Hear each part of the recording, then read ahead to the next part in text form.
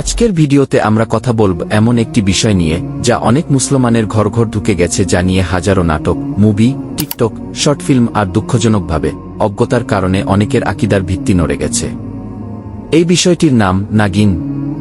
কেউ বলে মানুষ নাকি সাপ হয়ে যায়, কেউ বলে বদলা নেওয়া নাগিন পাকিস্তান, ভারত, বাংলাদেশ ঘুরে বেড়ায়, আবার কেউ বলে নাগিন নাকি মানুষের প্রেমে পড়ে। কিন্তু ইসলাম আসল সত্য কি বলে? নাগিন ধারণা ইসলাম থেকে নয়। এটির উৎপত্তি হিন্দু পুরাণে খিনাগ নাগিনীকে নামক মিথ থেকে। পুরাণে বলা হয়, মানুষ ও সাপের মাঝামাঝি এক ধরনের দেবতা আছে যাদের বিশেষ ক্ষমতা থাকে।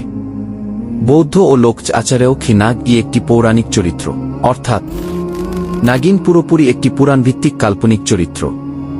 ইসলামে এ ধরনের কোনো নারীসাপ, মানুষসাপ রূপান্তরের ধারণা নেই। ইসলামের আকীদার মূল কথা, মানুষকে মানুষ হিসেবেই সৃষ্টি করা হয়েছে। আল্লাহ বলেন, আমি মানুষকে সর্বোত্তম আকৃতিতে সৃষ্টি করেছি। সূরা ৩ আরও বলেন, তিনি প্রতিটি জিনিসকে যে আকৃতি দিয়েছেন সে আকৃতি অনুযায়ী সৃষ্টি করেছেন। সূরা তাহা, অর্থাৎ মানুষের রূপ পরিবর্তন করে সাপ হওয়া অসম্ভব। হ্যাঁ, কুরআনে মাশক রূপান্তরের কিছু ঘটনা আছে, যেমন একদল লোককে বানর করে দেওয়া হয়েছিল, কিন্তু এগুলি এককালীন শাস্তি, সম্পূর্ণ রূপান্তর, স্থায়ী মৃত্যুপূর্ব ঘটনা। এরা আবার কি মানুষে ফিরে আসেনি, আর কি নায়িকা হয়ে মানুষের প্রেমে পড়েনি। সুতরাং নাগিনের মতো ইচ্ছামত রূপ বদলানো ইসলামে নেই, বাস্তবেও নেই। এখানেই অনেক মুসলমান ভুল করে।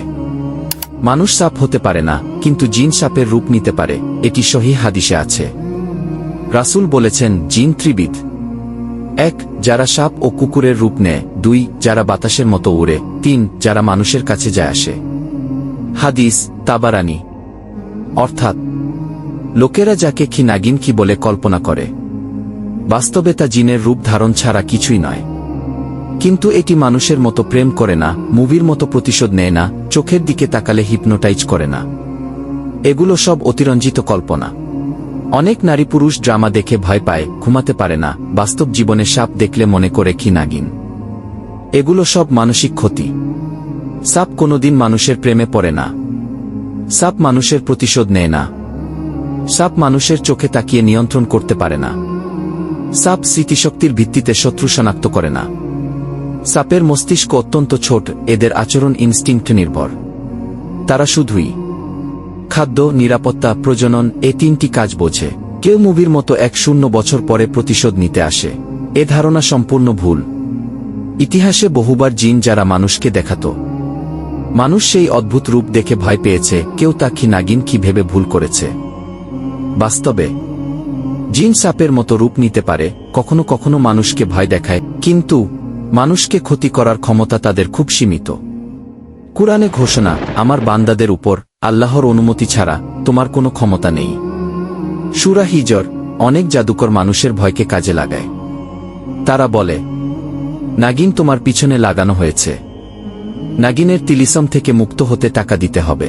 এভাবে সাধারণ মানুষকে প্রতারণা করে। ইসলামে স্পষ্ট নিষেধ।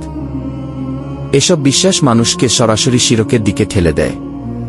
ইসলাম আমাদের শেখায় যে ভয় পেতে হবে শুধু আল্লাহকেই। সাপ ভয় দেখালে কি করতে হবে?